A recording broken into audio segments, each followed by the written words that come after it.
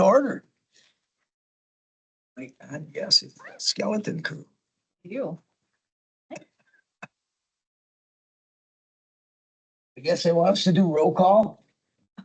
Yeah, do you want me to do it or would you like to? You do. I can only talk so long. Okay. Kim, Here. Sharon, Here. Tracy LeBlanc, Here. Doug Rowdy, Here. Pamela Garvey is absent, and Justin Wood. Here. We have 5 out of 6 today. So we have a quorum. Approval of the agenda. Make a motion, we approve the agenda. I'll second. And Tracy, anybody see any changes or anything? If not, all those in favor say aye. Aye. Opposed? Approval of the minutes from our September 3rd. I'll make a motion. Tracy, to approve. I'll second. To approve is the motion, I hope. Yes. Okay, I'll second. a second. Anybody see anything that they didn't like? Changes? If not, all those in favor say aye. Aye. Opposed, the same. Public comment, we have 0 public today. We do not have any other supervisors. So how much can we get in front of the public hearing? Probably almost everything, Chair. Okay. What do we want to start with? You want to go right to number 8, do the groundwater one? Sure, we sure can. Okay, let's start with that then. Yeah, Claire will queue up the presentation.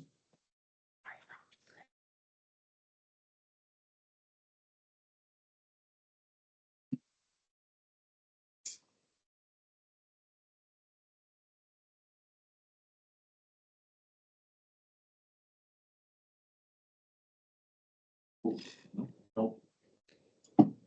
It'd be that one right there. Perfect. So as you know, since 2019, we've been bouncing around the county in different watersheds, offering well water sampling and some practices that will help prevent groundwater contamination, like cover crops and nutrient management planning and things like that. And happy to report another year of a successful program. We went to the Cedar Lake, Horse Creek area and Beaver Creek watersheds this year. And then before I get started, for those that may not be familiar with this program, we'll go to the next slide and I'll do an introduction on the program itself. So this is a grant-funded program. Every year I apply for a SEG Innovation Grant at the Department of Ag, Trade and Consumer Protection. And for this year, we were lucky enough to get $11,500 towards this program. And then back in, I believe, 2020, Polk County allocated some funding to this program as well, so we could cover another watershed. And we continue to budget for that to the tune of $10,000. We also get support from our state groundwater specialist, Kevin Masaryk, for lab analysis and the webinar where he attends and answers any questions and helps the citizens who participated in interpreting their groundwater test results. So this year, we did a mailing of 836 letters. 515 of those went to Cedar Lake, Horse Creek watershed, and 311 were in the south branch of Beaver Creek. And our goal, we set a goal each year for a certain number of samples. And this year, based on population, it was about 150 samples, and we achieved 108. This is a completely voluntary program. We get who we get and move forward with sample analysis.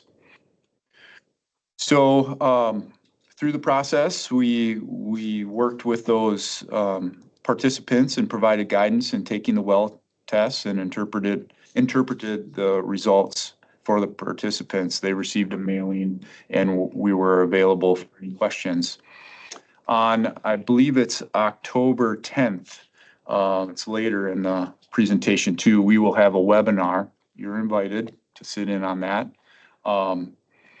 To any of the participants in this well water study that want to ask more questions or dive deeper into the groundwater system and their test results.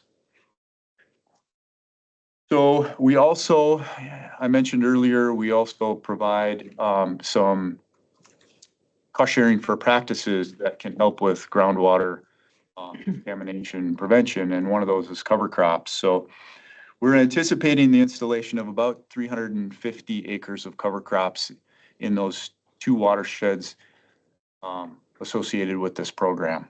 So, and those are going in as we speak. So we're working with the landowners to get some paperwork signed, and we'll verify that all of those cover crops were planted and things went well before we make any payments. Next slide, please, and I'll show you the area where we focused this program this year. So down in the lower left-hand corner, that's Cedar Lake, Horse Creek, and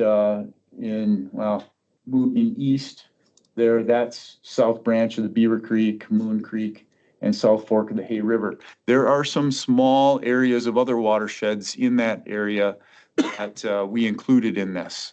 So we captured a little bit of Moon Creek and South Fork of the Hay, just to try and increase that pool of citizens in that area. Next slide. So this image shows the sample distribution. Okay, the pink dots. It's also in your packet. I apologize, it got a little small in your packet, but the pink dots are sample distribution. So once again, we got a pretty good representation throughout that watershed, which is what we're looking for. This happens to be Cedar Lake, Horse Creek, and we included the Apple Lake watershed, which is right next to it. Okay, it's another 8,000 acres or so of ground. Next click. Okay, this is the watershed for Beaver Creek and Moon Creek. Again, pretty good sample distribution. However, in that north area, we're a little bit light on samples. Would have liked to have seen some more there, but overall, pleased with the sample distribution, but wish we could have got to our goal of 150 samples. Next slide, please. So the analysis, we offer up the homeowners package. They call it. It's made up of sample analysis for pH, conductivity, alkalinity, total hardness, okay, nitrate, chloride, saturation index, coliform bacteria, and as you know, if there's a coliform bacteria positive, they will also test for E. coli, which is the bacteria that makes people sick. I also included a SNP in there as to, why people participated and when they may have tested their well last, problems that they're seeing with their well water, in any treatment systems, well depth, some of those characteristics. So I always find it kind of interesting, how the lag time between tests, and many people of all the watersheds that we've tested, they've either never tested or it's been 10 plus years since they've tested. So I think the participants in this program value it and appreciate the opportunity. So sample breakdown in each of the watersheds, we had 80 samples in Cedar Lake, Horse Creek, and 28 in the Beaver Creek area. Next slide, please. So the next slide is a nitrate results map. So we kind of focused on two test parameters, nitrate and chloride. Those are the two analysis that can tell land use activity or land management. These These tests and these parameters are indicative of something happening on the landscape, either chloride being applied or potentially some sort of nitrate or nitrogen. So you can see that in the Cedar Lake Horse Creek watershed, we've got a wide range of coloration there. It ranged from basically none detected at 24%, up to 2 parts per million nitrate. About 25% were in that neighborhood of 2 parts per million. 2 parts per million on a well test is no more than just naturally occurring nitrate in the environment. Okay, anything above that, there's influences on the landscape. So when we move above 2 parts per million, and then it's picking up some sort of activity on the landscape. Happy to see that only 7% of these nitrate tests were above the public health threshold of 10 parts per million. So once we see 10 parts per million, those citizens want to be concerned about consumption of their drinking water. So only 8 samples came back greater than that out of 80. And I guess it's a little bit lower on this. That would be 10% in that watershed. But this map combines both watersheds, so the percentage is a little bit lower. On the east side of the county, things look a little bit better there. Different soil type, heavier soil type, maybe a little less or slower infiltration. And we see less, don't see any samples over the public health threshold there. And some are only elevated between 5 and 10 parts per million. Next slide, we'll move on to coliform bacteria. So coliform bacteria, again, it's not a bacteria that makes it thick, but if you get a positive test result, it could be indicating a pathway into your well water system for pathogens. So there's some sort of way in for these pathogens that we want to be aware of. It also could indicate that there was some contamination in the sample collection process. Okay, so out of 80 samples in the Cedar Lake Horse Creek, 16 came back positive for bacteria, but thankfully no E. coli was found, so that's a good thing. In the south branch of the Beaver Creek, we had 10 positive bacteria samples out of 28.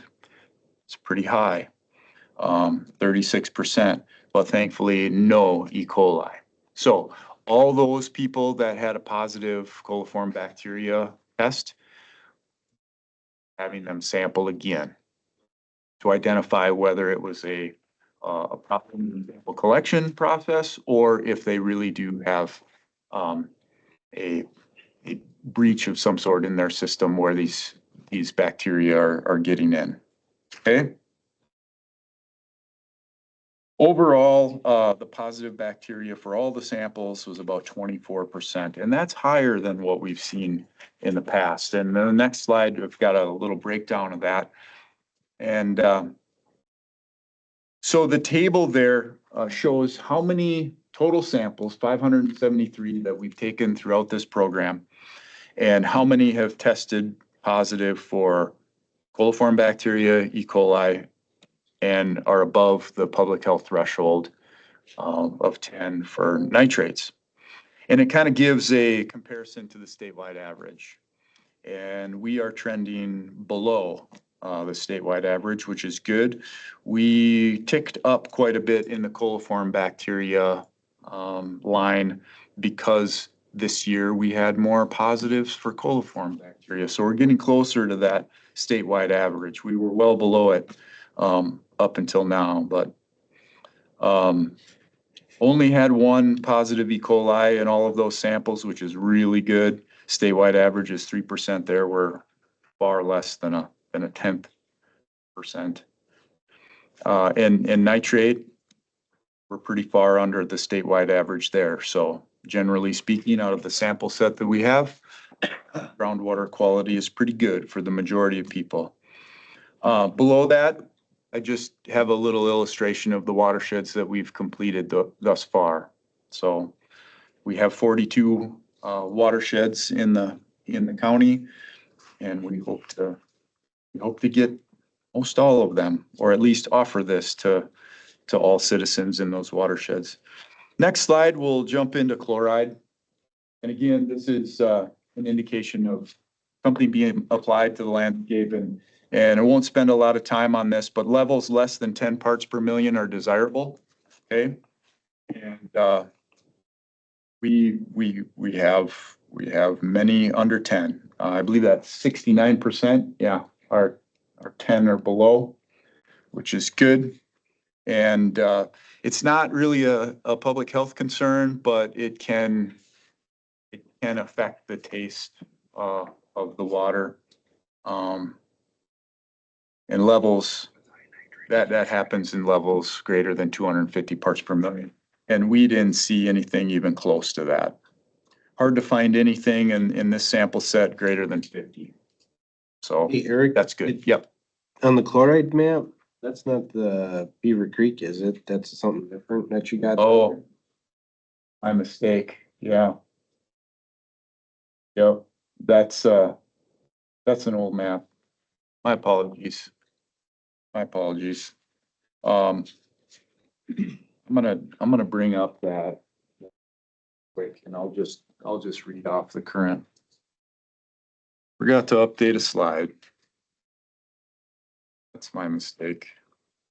But I'll read off the results there. Can do that pretty quickly.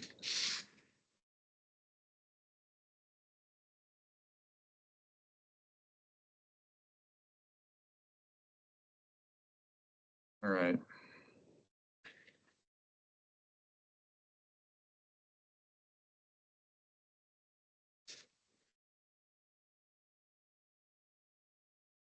And I will, I'll get this into the packet as well. And then where does the chloride normally come from?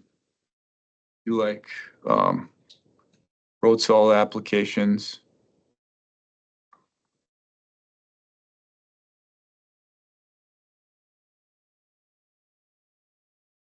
Okay. So,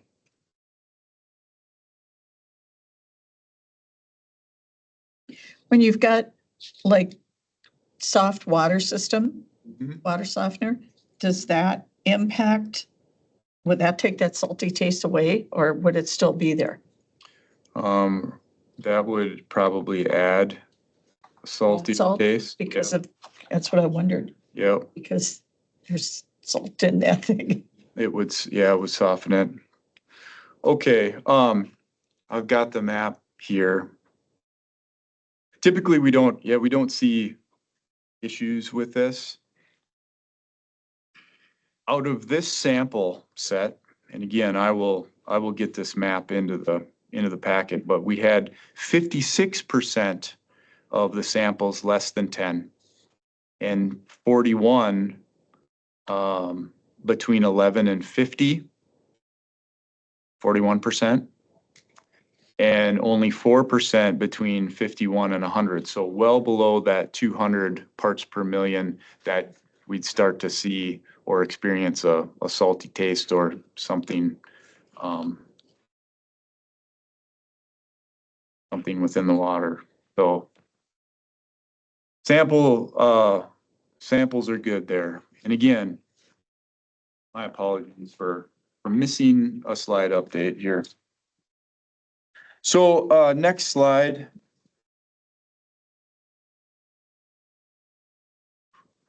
Most all of the participants received their results in an informational packet.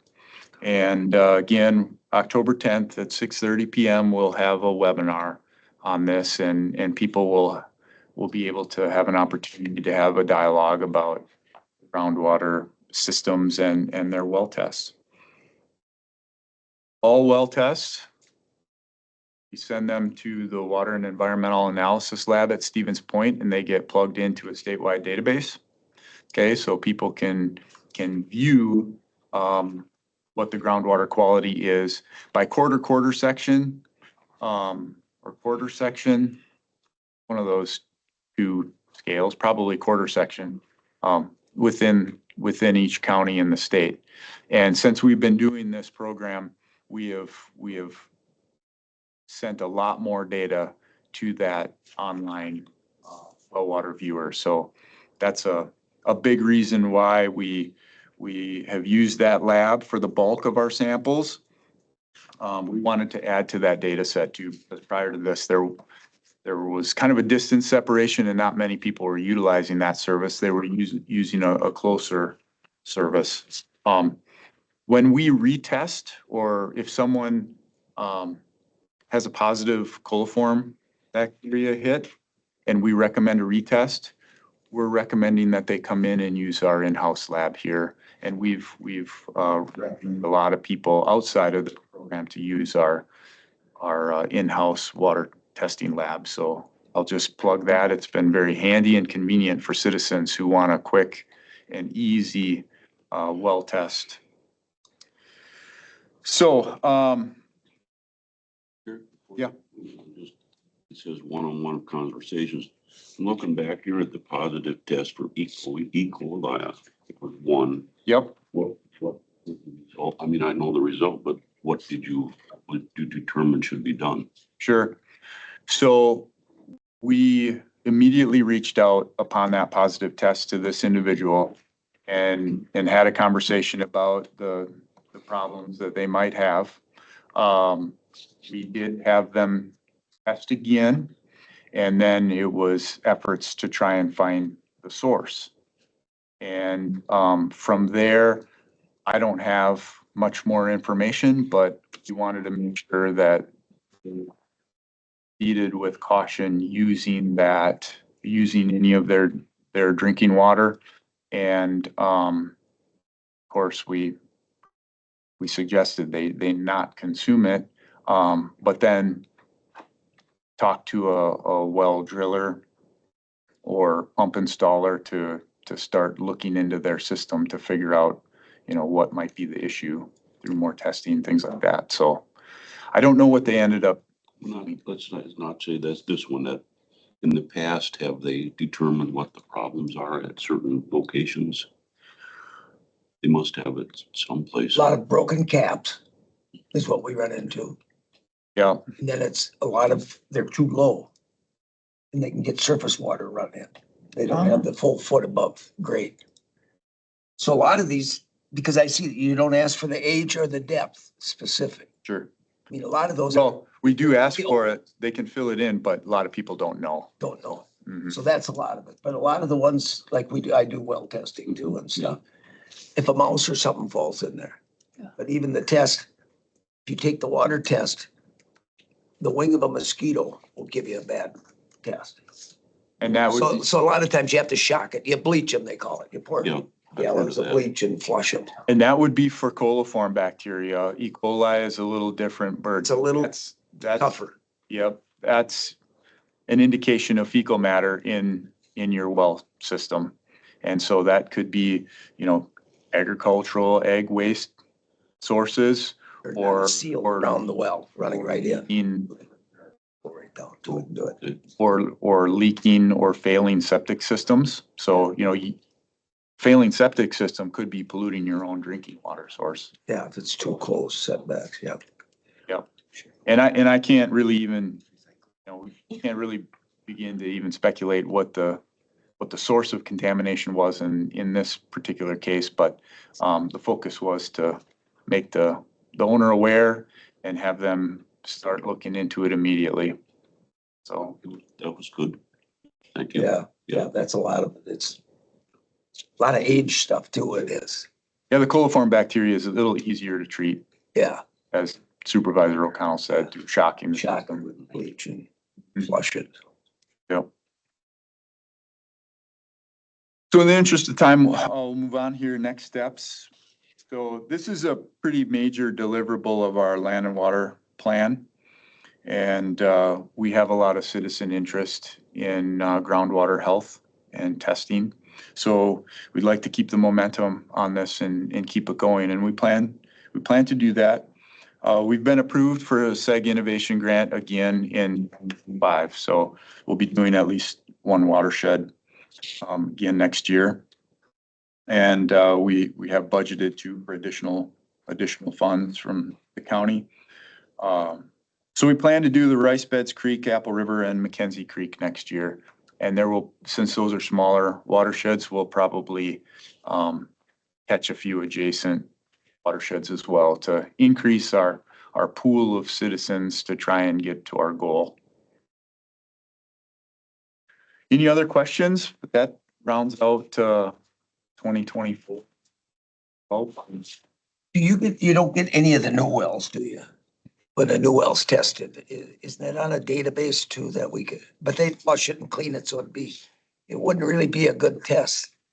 Yeah, there's really no end. They can't use it till it tests well, Yeah, so they would clean it, so. there's really no, well, other than the DNR, new well tests will go, or I'm sorry, new well construction reports will go to the DNR and get added to the database. Yeah, Tests, I'm not aware of They keep any those. database or any entity that's requiring those to be on file or submitted somewhere. all right. So So then to go with this, how about the 3 lakes we're doing or so too for that? Is that the end of this year? Water?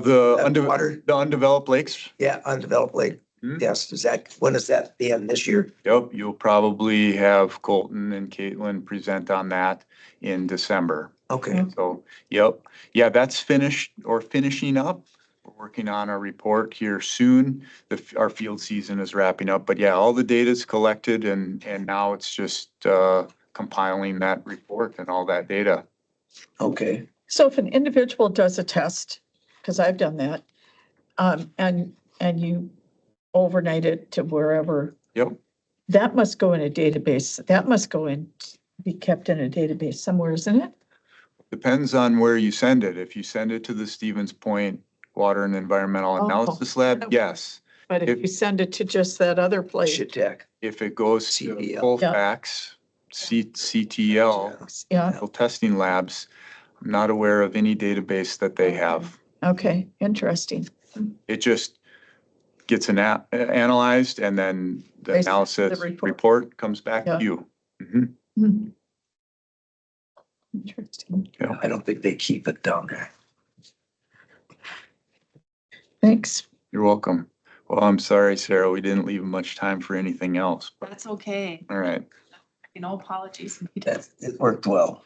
Thanks again. And Shabana, I will update this presentation and send you the PDF with that map.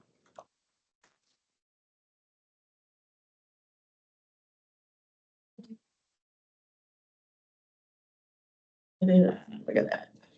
Jeez. 9:29 and 58 seconds. Here, mister. Anonymity that people.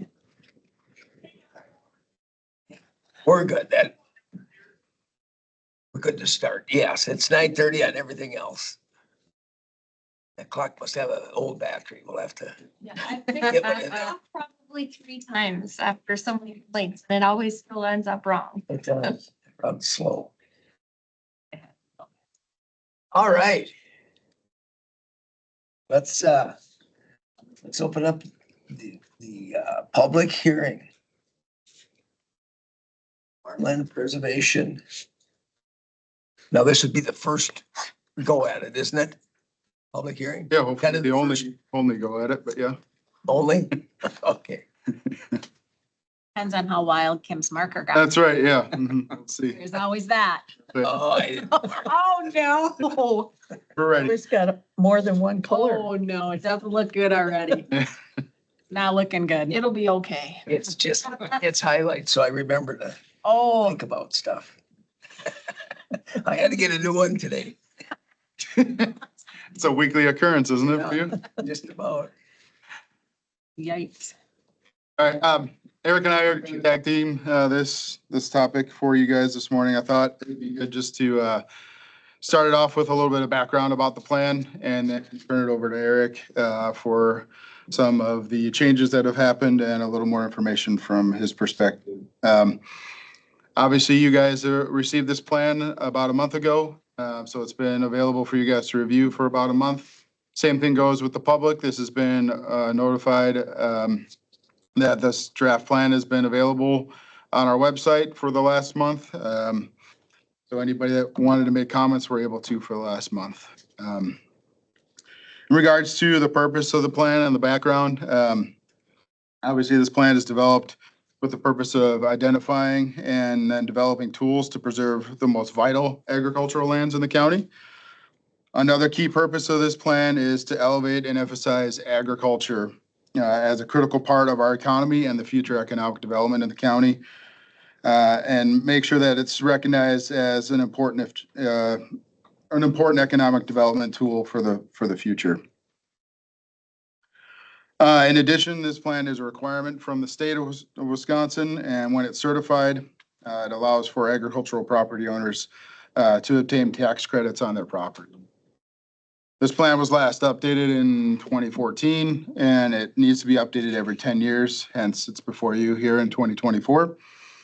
And this plan will become the agricultural element of the comprehensive plan that will likely start being updated next year.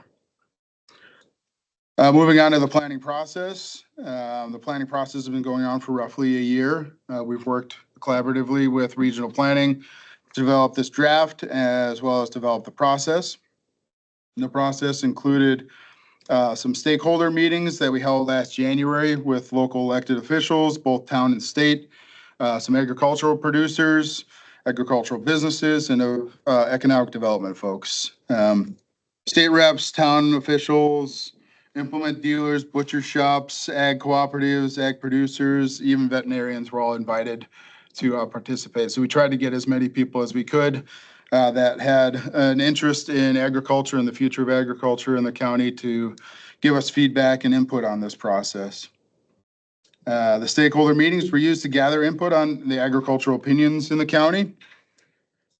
The two groups reviewed and developed the vision statement that you see in the document, along with the goals, objectives, and policies in the plan. So it wasn't just something that Eric and I just dreamed up on the side. This was stuff that we worked together with the agricultural community in the county to develop.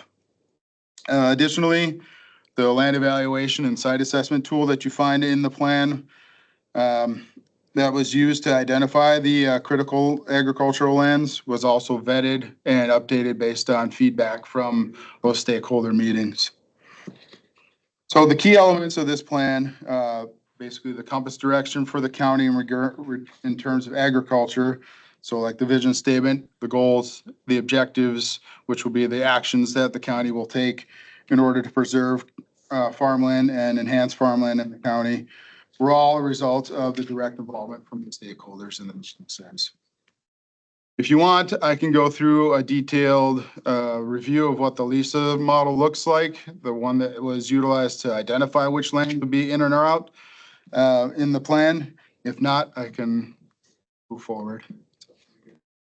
I don't know if we have to go through that or not, unless somebody's, I can just give you a brief overview of. do the overview, I think. Okay, yeah, it's Too in-depth into that, yeah. yeah, there's two parts, the land evaluation side, which is basically just looking at the soil survey and assigning points from 1 to 20 on that, and 20 being the best, 1 being the worst. The second part is the site assessment side, which we used population density. So the more dense an area based on census tract, The less likely it would be long-term used for agriculture, if that makes sense. You know, if you have more residential development, less likely that agriculture is gonna be there. And then finally, agricultural lands that are currently in existence based on the USGS land cover. Each of these three criteria, we'd want to keep it kind of simple to understand and user-friendly, but also something that would objectively get us to the lands that should be identified for preservation in the county. Each of these three criteria, we're given a score from 1 to 20. So the total score would have been 60 at the best. So we vetted this with the stakeholder group, and they were given maps anywhere from 18 to 26 as a result out of 60. And they felt that the map that showed the 21 level was the one that encompassed best the amount of agriculture that should be preserved in the county and identified in the county. A couple things to note about the LISA model. All the cities and villages were excluded the county plan, and they have their own jurisdiction. And most of the time incorporated areas don't have areas set aside for agricultural preservation. So I think that makes sense.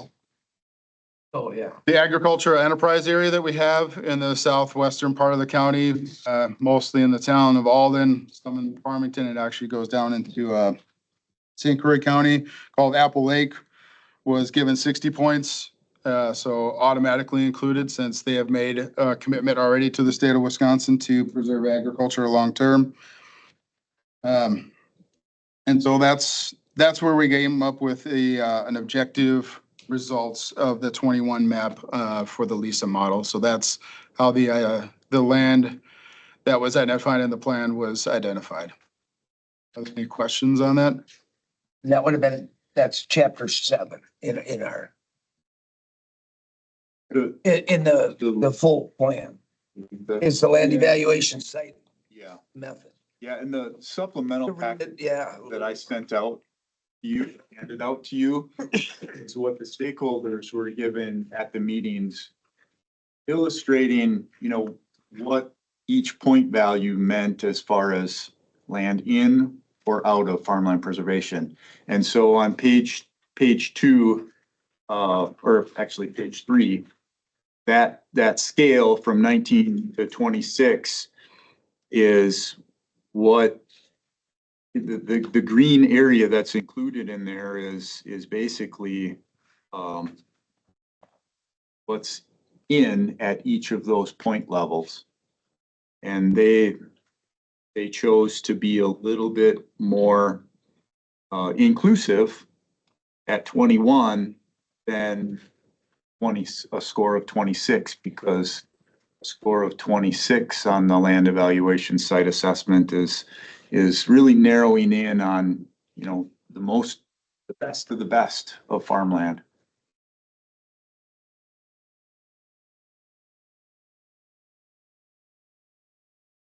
So it's a balance to try to find the right properties where you can be more inclusive and have more potential participants, and also identifying the proper and most important agricultural lands in the county.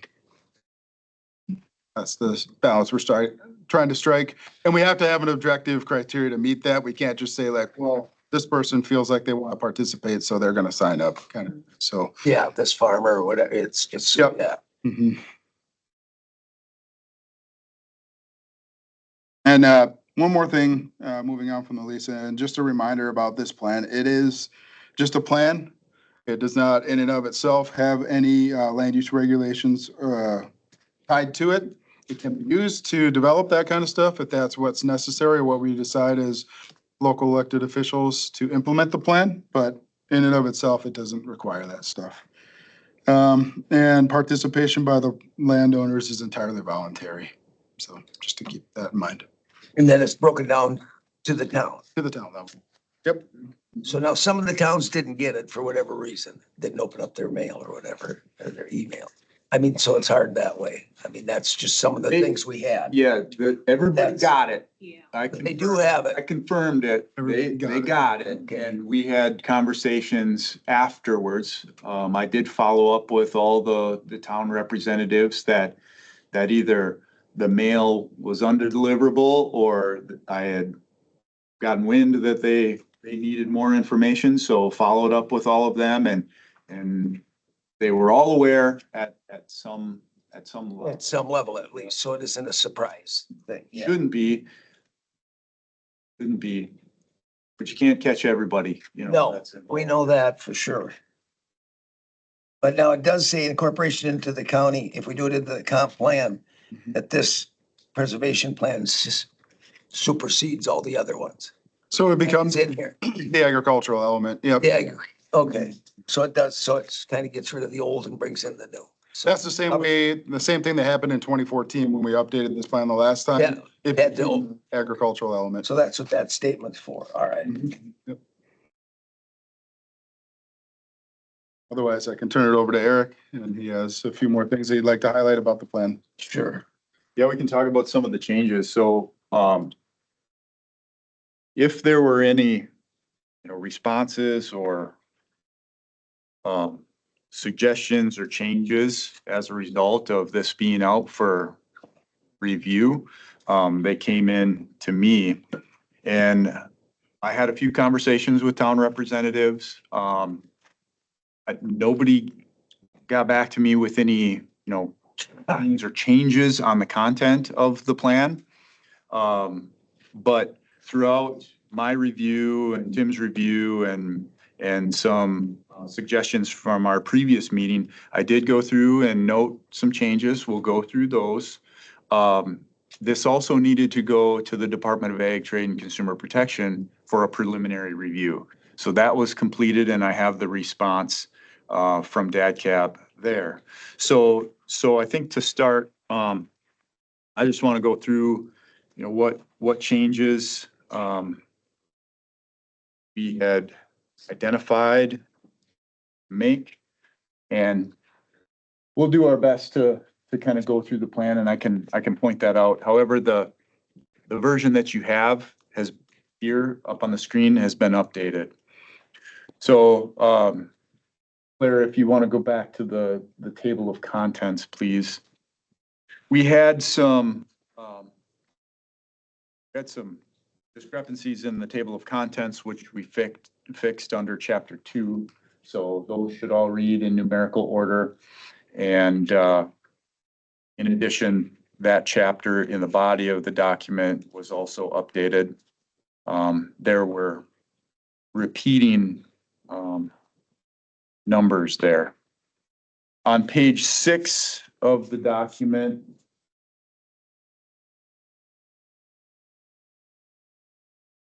go up one page.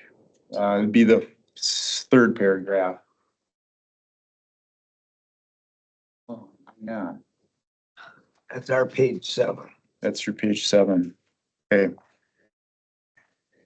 Yeah. You'll have to go up one more, please. Background 1-1. Where's our introduction? Right above it, right there. There it is. Okay, there it is. That's Introduction. page 6. Yep. There, all right. Now we're in.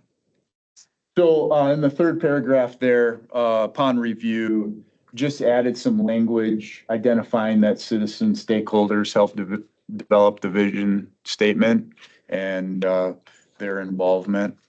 So, that was an important piece of that because that vision statement, was vetted and updated in those stakeholder meetings. So the next change, I think, came out of last month's meeting, page 32. In the agricultural trends section, 6.5, ag enterprise areas.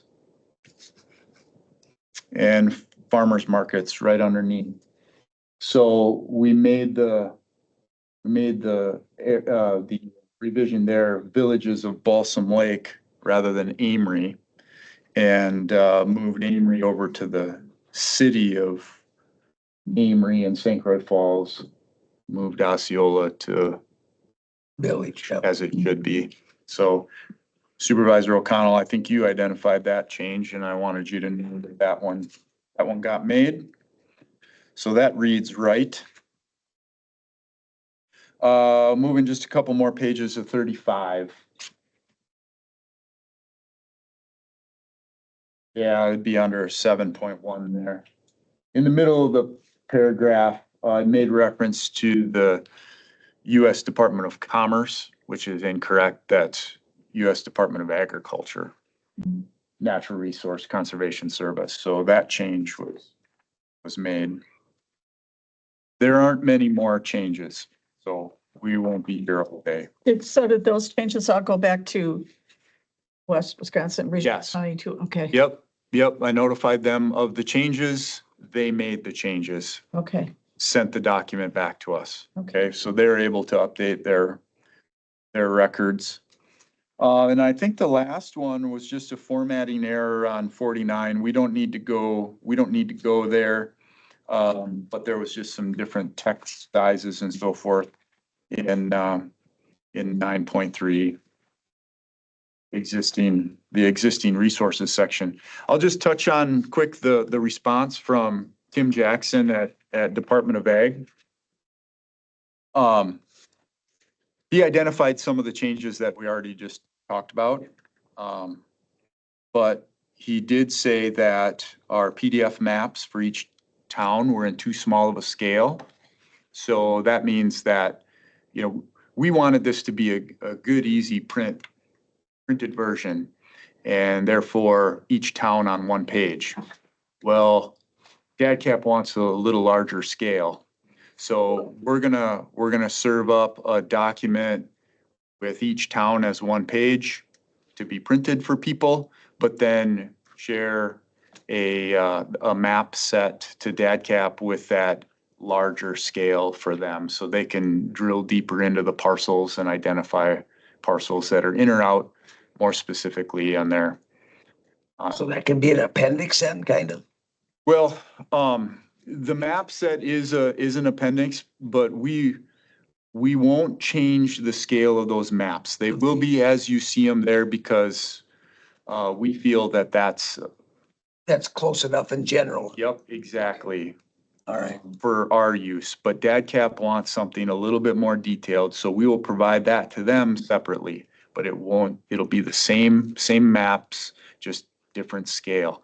And what this does is it shortens. How much of a scale? They want about half, don't they? So They want 4 maps per town. Oh, okay. So So they really want it blown. For each town, you would have, a quarter of the town. Yep. So each town would have 4 additional maps, and again, you can see that would lengthen out that document. And our 2014 Yeah. plan did have maps at that scale, and that's a much thicker document than this one. Sure. So that was the biggest thing. They did indicate that the text is certifiable. So the content within the plan, as you read it here, is good. So any additional changes, we would want to notify DADCAP and have them, review those, but they did say it is good to go. And they did give us a compliment. I'll like those. So go to the maps, please, Claire, and just bring up the very first map. They really liked the map format. They found the breakdown of the statistics of each town pretty fascinating and really liked that layout. So go a little bit more. I'll show you what they mean.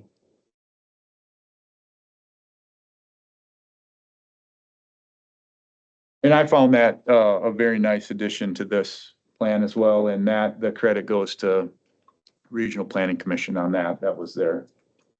And go one there, right there. So with each town, it gives change in acreage, gives land use mix, gives agricultural acreages and kind of the trends, as we've gone on. Population projections, there's graphs there. So again, we're really trying to make this a valuable document for local decision makers and faced with decisions at the town or county level. Okay? And I think that's a nice addition. So any other, So you just have to insert these certification dates and stuff on page 7 and 8, it looks like. that's correct. So this, So yeah. that'd be the only changes right now that we would make to this. Mhm.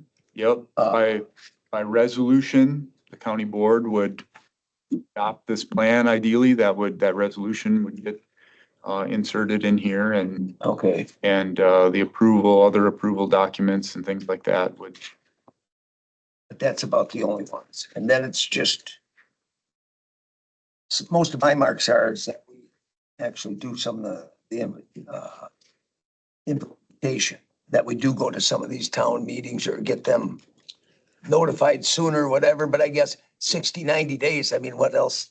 Like you said, you can only do so much. yeah, so once this plan is adopted, we'll seek out the Towns Association schedule. We'll want to meet with the Towns Association. Sure. We'll certainly get this out and notice it to the town officials that it has been adopted and approved.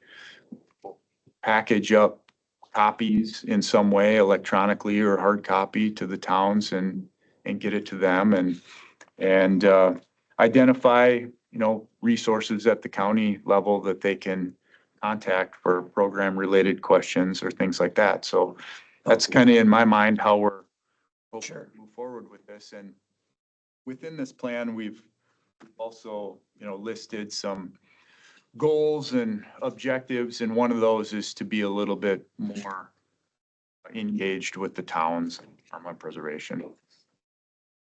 And that was the kickoff to our process here. Our planning process was last year. About this time, we went to the Towns Association meeting to let them know this plan was coming and that we wanted their participation in it. Sure. Yeah. So then my only other question is on page 12. Yeah, let me grab my pen here and I'll note this. So, Municipality expansion, we have the villages in St. Croix County, Star Prairie, Deer Park. Do we know if we have an agreement? Or is it just automatic that they get that 1.5 miles around there? yeah, I'm a little uncertain on that one. I And mean, it's in there, but I mean, I don't know how much it is in there, and it's just basically identifying that this they could be, might They could. exist. it So might exist. be aware of that Okay. when making some of these. Because we're kind of dealing with it in Osceola, that 1.5 miles with Farmington and stuff. And if you don't have an agreement, I don't know legally how binding that is. Right, it's just a possibility that they could exercise that power until they put an agreement together and have a shared board between the town and the village, then it's just an idea. It's not Okay. an Yeah. effect. So it's more like the enterprise part that goes into St. Croix County. They're combined, because I think the acreage goes into St. Croix to make that work. Is that not right? That 9,000 acres isn't all in Polk County, that in the enterprise, is it? Correct.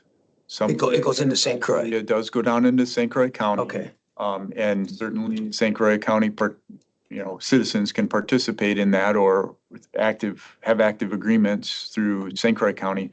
But this zoning authority is a little bit different in that way. And I'm not sure exactly how it would be administered, but like Tim said, there would need to be an agreement. And this is just making aware of the possibility that they might have that zoning authority within Polk County see, because each village limit. city, everything has this then. I mean, that's what I'm saying. Would that have to be added? Osceola's got it, Milltown, Century, all those Yeah, I think it's just making the note that something outside of our county county. boundaries could have some influence on land use. I think that's all it's. All right. Yeah. Because it does go. If you have a city or a village, each one could have that same. Absolutely, yep. Yeah, all right. Okay, and then that land does go, yeah, because they asked, it was that much. Okay, what else did they ask me? This, I'll just mention, this plan keeps current participants in the program eligible and, keeps us eligible for the program too. So, currently if egg producers wanted to get together and petition the state for an egg enterprise area designation, they could do that because we have a certified plan. If they are successful in getting that designation, which again, that designation doesn't have any land use restrictions either until a voluntary contract is entered into. But if they have a contract, having this plan makes them eligible. Or if they have an interest in a contract, having this plan makes them eligible to apply for a contract.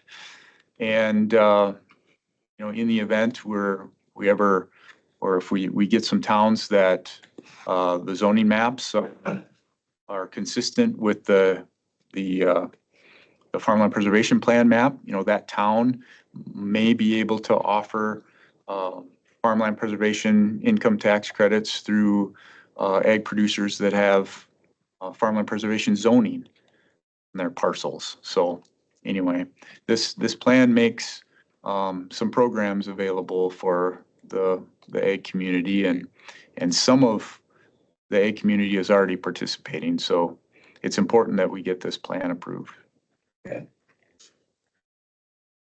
Any other questions or comments?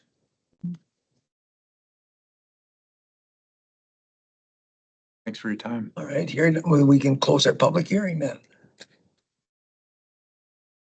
All right. So we don't take action on this right away, do we? Is it still open till next month? Is that what I thought after this hearing? Well, action is important soon. This plan, our current plan will expire in December.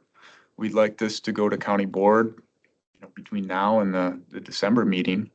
So, if, With no changes possibly, then we could move it on today. yeah, I don't see any large changes from this. We just have to insert the dates on 6 and or 7 and 8, isn't it? So I do think the committee could take action if they wish. We could take action then today because, We just move it to the county board yes, with recommendation. I'll do that. you want it on the consent agenda? Consent Do you want- agenda. Yeah, on the consent agenda. Yes, All right, I forgot that key word. that is, Yeah, Words. all right, is there a second? I'll second it. Second. there you go. Justin. So we have a draft resolution. So, when you're ready for that, we can share that. So Okay, signature. all those in favors, Aye. opposed? So you do have a resolution ready that I can sign and move on. Pretty similar to the last one in 2014 with a few little changes, but yeah, Okay, sure. all right, so that will be on this month's, that one, Mhm. Shavana, okay. Already got a place. You already got a placeholder, cool. Thank you for your time. Yep, Thank you.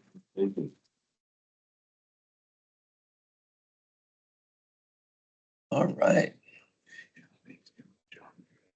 Well, now we will be here, the budget.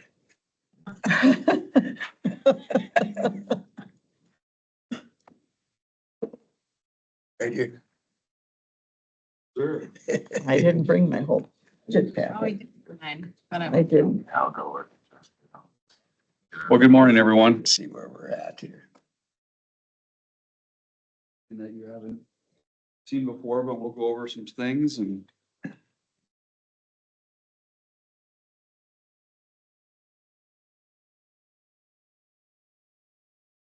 Thank you.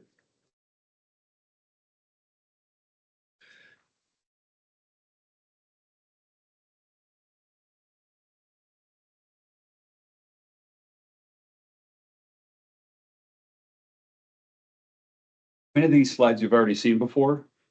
On this Mhm. slide. This is where we sit right now, October. This is where, we get our recommendations to go forward on the budget. Then our public hearings will be, in November. We'll publish the budget in December, October here. Go on from there. Next slide. This is where the budget looks right now. One of the things you want to key in on there is the levy. You see the levy is slightly down from 2024, about $71,000. As things get tight, it's important to keep on our bonding schedule. This does include our bonding schedule that we're looking at moving forward to cover our capital projects and retain our general fund balance. Next slide. Again, our budget is balanced right now at $64.5 million of expenditures and revenues. The levy is slightly down, 71,000. Our FTE count from 2025 to 2024 is slightly down also, a little less than one full-time FTE. Next slide. This slide here shows our CIP, our capital improvement program, 5-year summary. Looking at 2025, the first column, the expenditures show where those items sit. Our IT items, our vehicles, our road construction you see is high at $3.2 million. Parks is right around $1 million. Facilities are about 610,000. Next slide. Next slide. Is that park ones? Don't we have some of that money already in there? Just for a question. I thought we had some money left over in the park. We have money left over in the PTAG fund. Okay. Will be coming, right now we have the budget balance without using the PTAG funds. Okay. We'll be moving forward there next year to change that resolution so that we can utilize it for parks, For maintenance. for maintenance and. Okay, so that's, current facilities. okay, so that's, So that'll be coming, so that'll be one of our maintenance things that we try to, correct. okay. These are the additional funding requests that were presented last month in draft budget. The ones that apply to this committee are the update of aerial imagery, that's 73,000, and the replacement of the John boat for $12,000 on this one. These are my recommendations to move forward with those from this committee. Next slide. On this slide, the adjustments we have here are your middle ones there, the LiDAR, the wage adjustments, and the grade increase for the zoning administrator. The LiDAR speaks for itself. The wage adjustments are part of the reorganization that the director has for the Environmental Services Division. And all these I recommend passing and moving forward with both. Next slide. A question. Absolutely. So on the patrol deputies, does that have anything to do with the water patrol? Or not, Oh, for the lakes? that is going to be additional rec officer use and getting more patrols out on the lakes. Okay, okay. We're looking at how we cover those costs, and part of that is additional recreational duties. Okay, thank you. Next slide. Post funding resources right now, this is where they come. Our bonding, we have at 2.8. We have the capabilities of going up another $500,000 and still remain a balanced budget. And again, the bonding is a very important part to keep our levy stable for our taxpayers. We have the 110 fund, which is our internal loan fund, where departments can utilize that and then pay back that over a 5-year period. Our levy, you can see our levy increase is $320,000. So a lot of things we can't rely on the levy. That's why we need a strong bonding program. But these are the things We'll skip that recycling fund. recycling fund is basically a skid steer right now on those. So I'll get to the special charge here in a little bit with you because I want to get you up to date on those things. So my intent is to make sure that this committee is aware of what the other committees recommend also, so that you don't hear about it at the board meeting. As we progressively move on, every committee hears what each committee is recommending, so that if you want to go to general government and have a comment or something, that you guys are aware of what's coming down the road. So these are some things that we kept in that are like kind of on the plate. You know, one of the things was County Road E, another capital project to help with our board priorities. The old jail demo is always out there. It's a pending project that we want to keep on our books, just to know that it's out there. The reno is part of the lower one with ADRC. The question was asked about a central kitchen.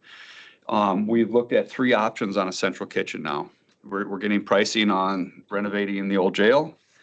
The other one is utilizing the Summit contract we have that produces food for the jail.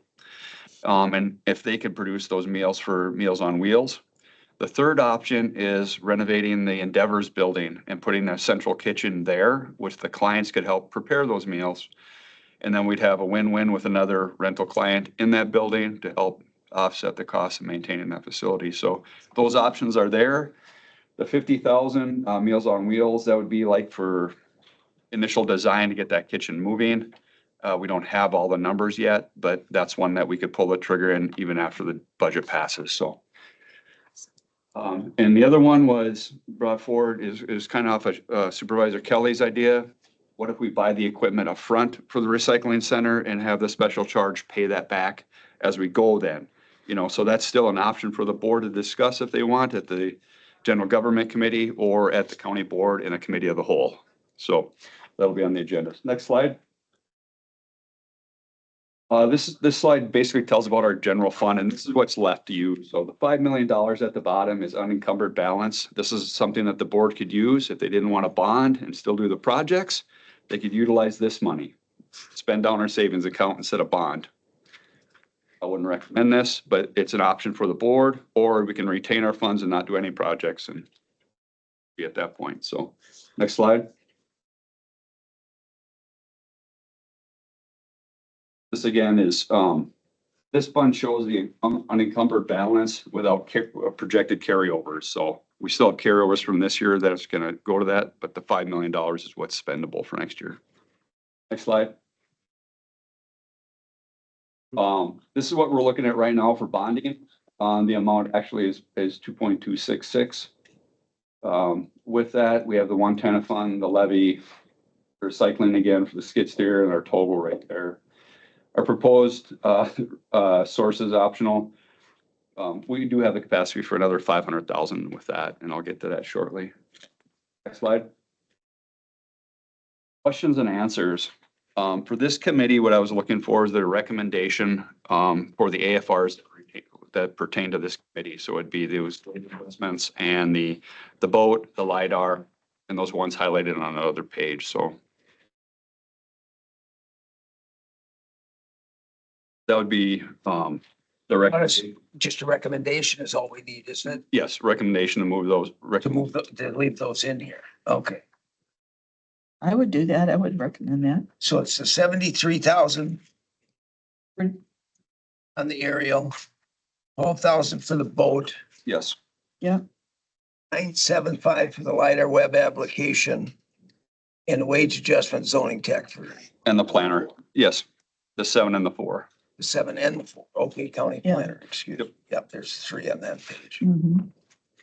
All right, so it'd be those 5 lines that we have, okay. Yeah. And you want to recommend to move them forward? Yes, Is that what you said? Okay. yes. I don't know if we have to vote or just by consensus. I'll second it. Okay, second it, then we'll do it that way. All those in favor of that, or any discussion? Aye. Okay, opposed, all right, so that would be unanimous with us, with full recommendation from everyone, I guess, okay. For those 5, yeah. Okay, out of Public Works then, I just want to give you the update. They did recommend their AFRs that are relevant to their committee. That includes the $600,000 for the grandstand. In Public Works yesterday, as long as we're talking about AFRs, the Fair Society did speak, and their contribution to the grandstand will be $400,000 as with their current agreement they had in 2018, with $200,000 once the project is complete, and then 15 years of payments to pay off the remaining $200,000 at a max payment of $18,000 per year. With that, the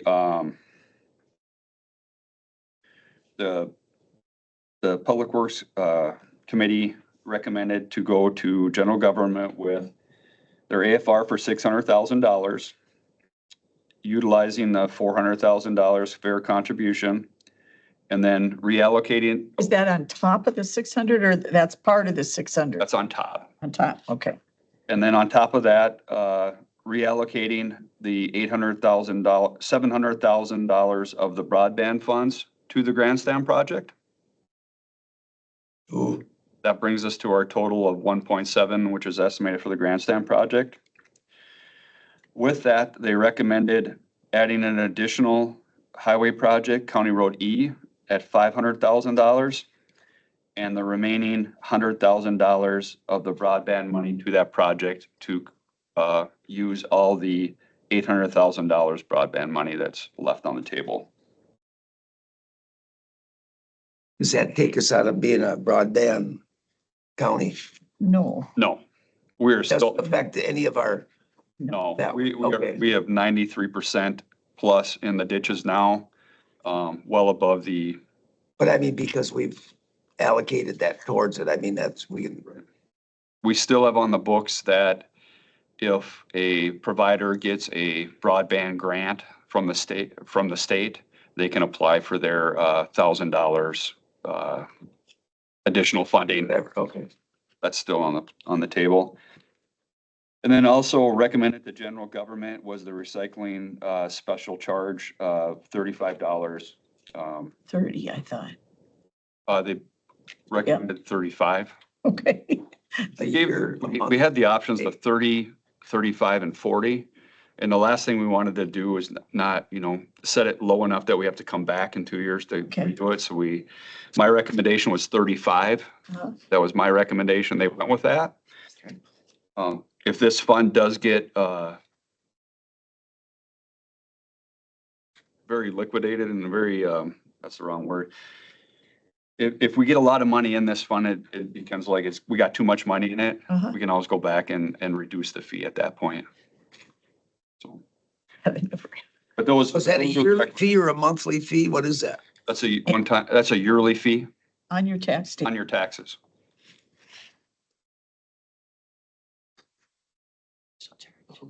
How do you state that, where you live, or the, It's assessed on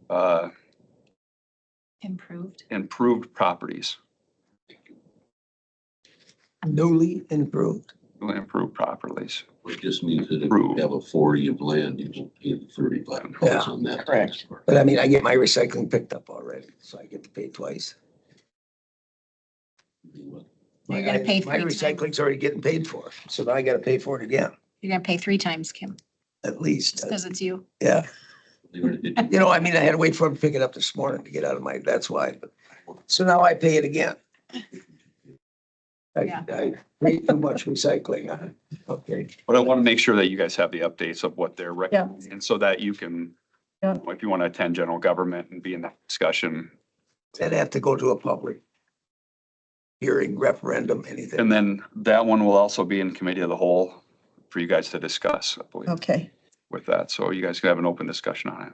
Okay, can I just make one comment on the ADRC that the facility to make food, they just broke ground on a facility in Burnett County. And they're really excited about the possibilities there because it, Pushing this for years, yeah, yep, this yep. kitchen. So it'd be whatever we can come up with, whether it's here or here. I like that idea over here. Yeah, That yeah. sounds real promising. But, because they've really, it's amazing how many people they feed through those facilities. Correct. I think the Endeavors one is a very Yeah, good option. Yeah. Versus trying to build a separate building, brick and mortar, yeah, versus trying to renovate an old jail to yeah, accomplish those tasks. yeah, absolutely. Just a good time for me to ask this. We dealt with the old drill building for so many years that I can't remember all the specifics. One of the last comments I thought I heard was that it was unbuildable. I mean, you couldn't put anything in there. I mean, they've gone. Sprinkler systems and everything. Maybe we'll do this, maybe we'll do that too. Nothing. The old jail would require fire suppression, fire program, new roof, windows. It's built with cells with it, so putting a commercial kitchen in there would be quite the task. Doing anything with it would be quite the task. Well, it's still good at storage though, isn't it? It's very good for storage. We Yeah. have a lot of documents over there versus in public health and other departments utilize those. Our own clerk has their area over there. Health department has So it. that if we just maybe maintained it, Just maintain it for storage is, Yeah. storage at Yeah. least, because some of that stuff we gotta keep for how many years? Yeah. and right now it's designated as no human, not being occupied. One last question on the grandstand. So that 1.7 million, if I remember right, that includes a roof. Yes, Okay. that does include a roof. Okay. And right now, if this goes through, as the project goes through, then we have our engineer move forward with the formal design specs, go for the bid process, get that back. We're checking right now what kind of window that is. And that's going to be in the Type. same spot where it is now. It'll be in the same spot as the old group. Yeah, the old one. Yes. Yeah, the old one. Approximately 1,200 seating capacity. Okay. I had another thing and We have 50% in our savings account yet. Isn't that the number in our policy that we have to update? Yes, Because it's been kind of vague and bouncing around. it states 40, but it's It's 50. 50, yeah, by resolution, we Yeah, it's did 50. And Don and staff will be working diligently on the financial policies and procurement policies this year. It's update, Once we get through the budget process and start it again in January, we'll. Shoot. January 1, we'll have that open. Oh, the recycling center. Yes, I drive by it. You hear me say that all the time. Every single person that's coming into our county from Minnesota, and it's all blue license plates all summer long, back and forth. They drive by that, they see that. That's our county, that's us. And I think, Is it going down or up today? well, it's working, it's going, what? It should be Can going you up tell? now. Yeah, they're Can working you on it. tell? Yeah, you can tell they're working on it. It's Are they bad. taking it down or going up though? I went by this morning, I can't tell if it's going up or down. The It whole said point, that. what I'm trying to say is, we gotta get that, it just needs to get done, and I think we need to get that equipment in there and get that thing functioning as, because if I had it to do over again, I would have said just start from scratch. But we can't go back now. So let's get it fixed up. Let's get Katie Bell to build a really nice sign, because she really wanted to build a sign there, and get it so it's something we're proud of. I mean, Barron County, they're down at the Wisconsin County Association Annual Banquet. They have a booth touting their recycling stuff because it's so cool, and we got that. It's It's a work in progress, though. yeah, but that progress needs to happen sooner rather But than he's got later. 8 places like that. Every job that construction guy's on looks like that right now. So it's just like unbelievable that it could be sitting there that long. Well, That that's bad. I mean, they Note have to to, self, don't use them again. oh, But it would be nice to see it get to the point where it's not an eyesore.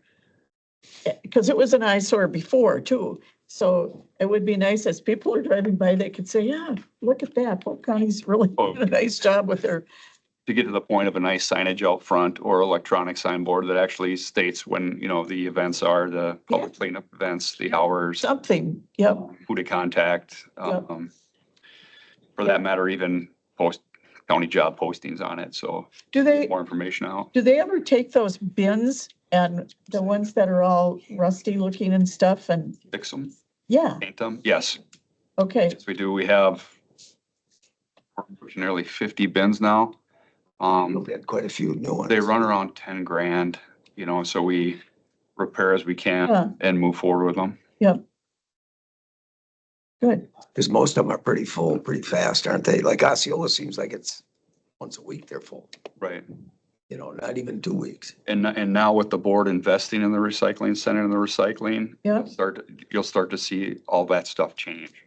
Where in past years, we haven't updated the equipment basically I for many, many years, Yeah. nor worked on the facility for many, many years. So we're coming out of this, so it's gonna take a little bit to get it up and going. And then And then it's getting the right mindset with the people that are working in there that you now have a nice facility.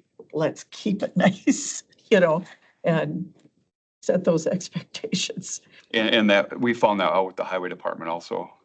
Oh, yeah. Once you get a new built the building. new facility, there was a different pride, Yep, Yep. with that, so. yep, absolutely. The highway department was featured also at WCA conference from Market and Johnson. It was the biggest picture on their back truck. Oh, yeah, yeah, So. yeah, that's right, it was. I forgot about that. Mhm. But Barron goes down there every year. They have a whole booth about their recycling thing.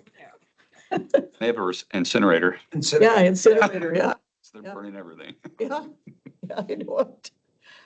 But they're bragging about it. Going back through the information, it's an update again on the seating on the new park. The grandstand, I'm sorry. It's a little over 1,200 seats. Because originally I thought they were asking for 2,500. The original project that we had going was 3,000. One time they asked for 3,500 and that stopped the project. I mean, the discussions, because it was like, you're way too high. Yes, the original project was designed at 3,000 with a dual NTPA track, which they requested. Now they want it back in the old spot. With the old Yeah. footprint is only 1,200 seats. See, Great Falls let them do it according to their codes now. Yep. But Okay, your plan that was is the other to fight. have room for wings out on the side if needed in the future. They requested a pad on one end of the structure for their beer garden. And then future on the other side will be restrooms. And that's all part of the deal? The restrooms is not, we'll do the connections for the wastewater for the expansion of that. Uh-huh, They were gonna look at grant funding for the restroom facility. okay. I don't want to hear. Yeah, I bet. Crazy.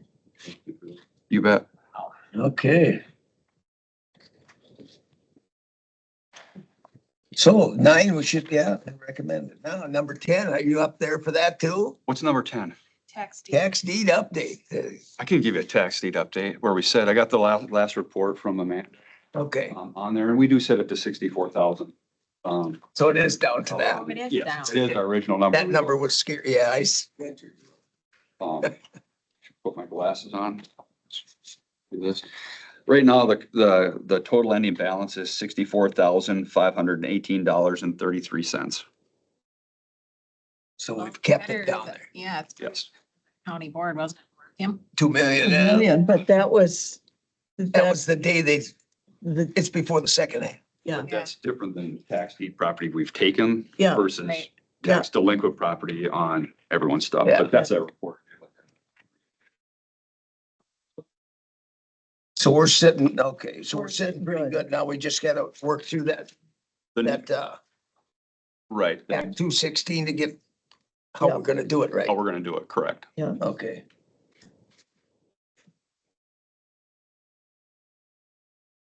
Okay. Anybody else have questions? So we don't have much this year again either because that one was the second Right. September. So Those are we should, information coming from Amanda. shouldn't be much property on it, should there? Not that I'm, Just these are what are on here left? yes, Okay, so there isn't very many on here. Okay, if I recall, most of those are right of ways, sure. That we've still checked off. All right. even if they're in a town and the town doesn't want them. Yeah, we couldn't get them, we couldn't even give them away. No, Okay.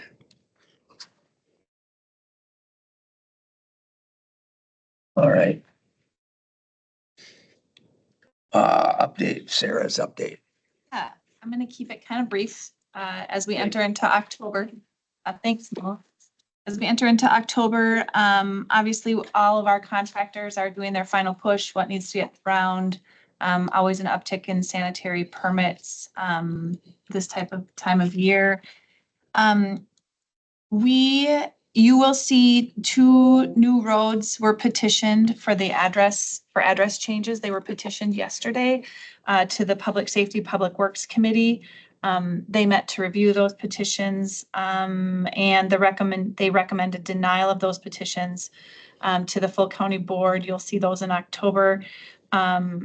They went along with the same finding that they did not prove that the change would not aid in emergency services as our ordinance is very clear on. There's some questions about the addressing ordinance just a little bit and why there's so much discussion about it right now. And in some towns that reviewed their addresses, Bone Lake, Eureka, Lincoln, Beaver, all of those that previously reviewed them, they elected to not change all of their named roads right away. They elected to let natural development occur and then go through the changes. They still eventually would likely all change as development happens. But the town of Balsam Lake elected to go along with your ordinance and change all of their named roads right up front. And so that's, I think, where the spin and all of the discussion is coming from. A lot of towns elected to just focus on their alpha addresses, the A, B, Cs, and Ds. And they made those changes right away. For example, the town of St. Croix Falls is next, and you can correct me if I'm wrong, Supervisor Kelly, but I understand their plan is to not change all of the names right away unless there's a call for it, like an alpha number or, just it's so far off of the grid. So they're just going to address the worst of the worst. Whereas the town of Balsam Lake took a different approach and they changed everything right away. And part of the town of St. Croix is Deer Lake is half town of Balsam Lake, half town of St. Croix Falls. And, what do you do on it? Like my old address was 1383A. Okay. So are you going to change all of Bayview Drive? Right. And that means two roads because it splits as it goes in and it was still called Bayview, but one was going north and south, one was going east and west. So. And obviously it's a public safety ordinance and zoning administers it because we deal with the development. And so like on that road, for example, if a new house were to come in, Yep. that would be the impetus for then the entire road to change. That's how now it's very clear in our ordinance that development, that natural development causes the change. Yes. It causes, that's when zoning sends out that letter that everybody gets fired up about that says, unfortunately, due to natural development and your roadway not being on the grid system, now that's the change. Some roads, like, Jensen Road or other roads that maybe they're fully developed, they're never going to see any more natural development. They may never change, in the future. And so, eventually it's caused through, like I said, natural development, these things will change. But, and if there's room in there where there's 1700 and there's a 1710 and you can fit a 1705, we can continue to keep that system. But when the grid system fails and there's no more numbers and we have to resort to alpha numbers, that's when it kicks it into the address changes. It's a big buzz right now. The two roads were South Deer Lake Circle and Shady Grove Shores. Those two will be on as far as a resolution at the October board meeting. The others that previously were acted on are going to be at the consent agenda, as Supervisor Warrendahl's motion indicated. So I just wanted to give a little bit of information on that. The ordinance, there's been some discussion about it needing revision. Obviously, I would help the sheriff or whoever is going to move forward with those revisions. But when I came back and I read the ordinance, it's very clear. It's clear for my team on what they need to do as development happens. I appreciate that. I appreciate not having this gray area or ambiguity to it. It's pretty clear. So yeah, I just wanted to kind of give a Can I make quick. a comment on Oh, yeah, sure. Just want to comment on that because we've heard comment, from people on about GPS and everyone can find everything and stuff. And I don't know if you ever noticed that if you go on County Road I out here out of town by the lake here, one of the residents actually put up a sign that actually says your GPS is wrong for Tanglewood Road. This is a private road. Yeah. Yep. So I've seen that. obviously, we've had that with people coming to the highway shop. They end up by delivering culverts to somewhere in Balsam. Yeah. On the lake. So GPS is not always correct. Yeah.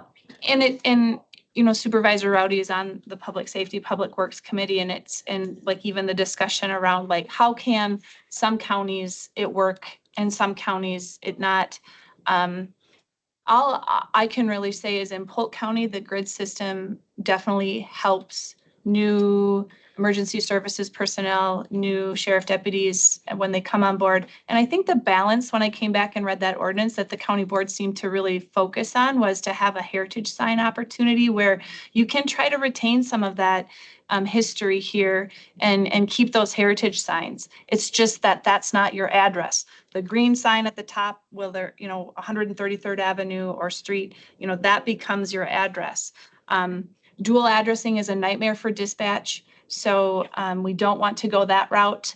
I know Supervisor Bonaprise talks about how that happened down on Big Lake.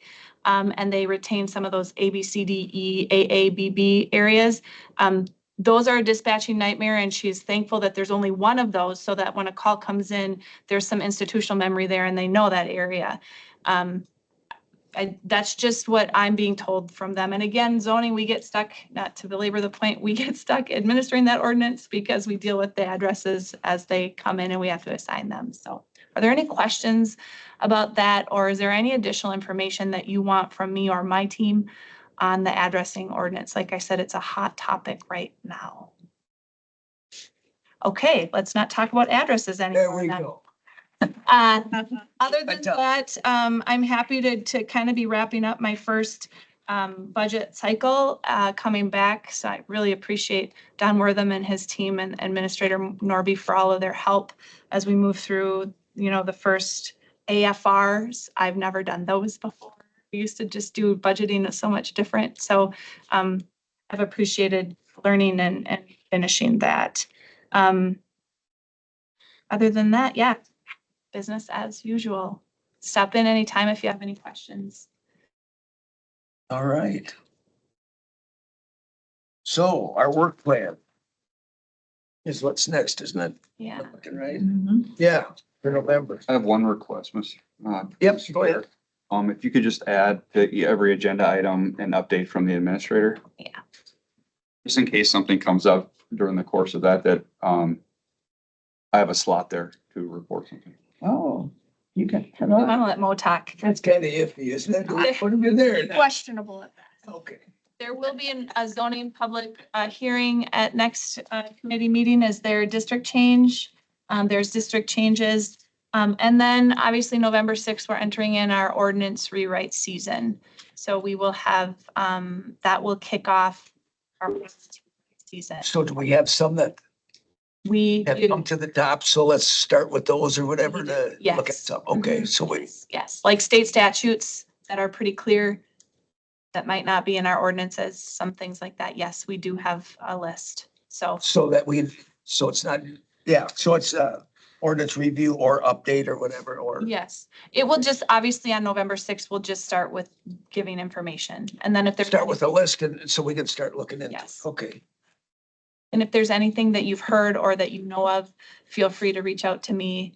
And I will get those to Logan. So would we get a list of what the BOA is having? Because that Yeah, does only what had the one ordinance meeting. changes to if they're getting a lot of the same thing. yeah. That's how we got rid of some of the other ones. Okay. They've only had one meeting in the last 4 months. Yeah, it hasn't been very Mhm. many, so. One approved, one denied. So yeah, that seems to be functioning very well. I agree, you know, when. So there's a lot of setback issues again or anything, so that we could go. We get rid of some of them with the private road ones and stuff. Okay. All right. I have on the work plan that the undeveloped lake stuff is in November, but I think Eric mentioned December, Yes, so December instead. yes, please. Oh, okay, for his. Okay. Yes, thanks, Now, do Shabana. we have a line for land and water? If they have anything to be safe to update, we should do that too, maybe, huh? Well, in my division director's report, I typically would Oh, talk you can about do it. anything in zoning Okay. or in land and water. And if I ever need to pull in one of One them, of I them there, certainly okay. will. Yeah. All right. Was anything else? Just a quick note on the litigation update. I know that Ms. Malone is on the call and she is ready when you are for that update. Oh, let's do that if she's ready. We have to go into, We have to go closed. Um, Let's We see. can start in open, and then if you ask some specific questions and we need to go into closed session, we can. But I don't think at the outset that's necessary. Okay. Litigation updates for the, Blue Rock Quarry, appeal from the Board of Adjustment to the Circuit Court. That was filed. Then I communicated with Chair O'Connell and determined that the Environmental Services Committee should intervene as an interested party. Because really the record that was created that's on appeal is the record from the Environmental Services Committee. So that means this committee will have a voice in that court proceeding. Right now, both the Environmental Services Committee and the Board of Adjustment interests are aligned because the Board of Adjustment summarily affirmed this committee's decision. That is just in the point where it has initially been filed. Briefing hasn't started, but Sarah's staff has put together the record, and that's already been forwarded to the circuit court. So that all of that back work has been done. A lot of it was a little easier this time because if you recall, this had previously been filed when there was not yet a decision. So all we had to do, all Sarah's staff had to do was update that record to make sure it was complete. And once we have a briefing schedule in place, I'll keep Sarah's staff and Supervisor O'Connell and the administrator informed on the progress of that, but that is one of the cases that the county asked me to hang on to as I transitioned out of the county. So I'll get to see you guys. The other litigation update, I previously indicated that the Wisconsin Realtors Association were not appealing the decision from Judge Tolan, who said that the Wisconsin Realtors Association lacks standing to bring their lawsuit that was challenging a lot of the county ordinances as it relates to backlot development on riparian areas, and also the limitations we previously had on tourist rooming houses. Obviously, you've updated the tourist rooming house language within the ordinance, so that issue is moot. But now that has been appealed. They filed their appeal on the last day possible. Previously, I had been informed by the attorneys for the Realtors Association that they were not going to appeal because they did not want this decision to be upheld and then become statewide precedent. In other words, all other circuit court judges would have to follow it if they lose. So maybe they have some level of confidence. But even if they were to prevail and have Judge Tolan's decision overturned, all it would do would kick the entire matter back to the circuit court and we would restart where we left off with briefing. So there's really not a lot of risk at this time, but it is something to be aware of and I'll keep you informed. Obviously, you might be interested in the Stour litigation. That the briefs have been filed in the appellate case. We're waiting for a decision. Judge Black has not issued a restraining order or suspended his current order. So no equestrian should be on the Stour Trail, even though it's after October 1st. There was information that was provided by the attorneys for the Friends of the Stour saying they had heard reports of horses on the trail. So if I did communicate yesterday with the administrator and Jill Stoffel from dispatch, Jill believed that maybe there had been one complaint, but it was previous to October 1st. So it would, even if there was an equestrian season, it would have been a prohibited use. And she believed that the DNR warden addressed that. So that is the litigation update as it sits right now. And if you have questions, I can answer them. If they get into certain detail, then we can go into closed session. Okay. Any questions? Nope. We're good. Good. How's that? There is one other case that is pending, and it is a pro se case in the federal court, the Western District. That one, we won't need an update for a while because it is the entire schedule for discovery and briefing is set in 2025. But I've been in communication with zoning staff about that. The primary issue is between a property owner and the DNR.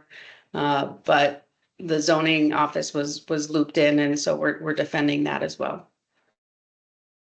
All right. Thanks, Malia. Thank you. Thanks, Malia. Nice seeing you. It was nice to see you. Oh, and I saw Sharon at the WCA conference, and that was kind of cool. And I Yeah. saw Johnny Bonaprise there, so that was fun as well. I like All your right, well, have a good girl. one, you guys. Yeah. Bye. Yeah. All right, thanks, Malia. All right, bye. And I assume the one she said is the one on Deer Lake. No, Different one. Oh, that one's coming yet, huh? Okay. that's one where zoning office was named. It's more of a sovereign nation type of a lawsuit. Oh, okay. I mean, sovereign rights, yeah. All right. So we're down to 14. I'll make a motion, we adjourn. Good job, everybody. Is there a second? Second by Doug. All those in favor say aye. Oops. Okay. We're- Thanks, everyone. Sure, like some.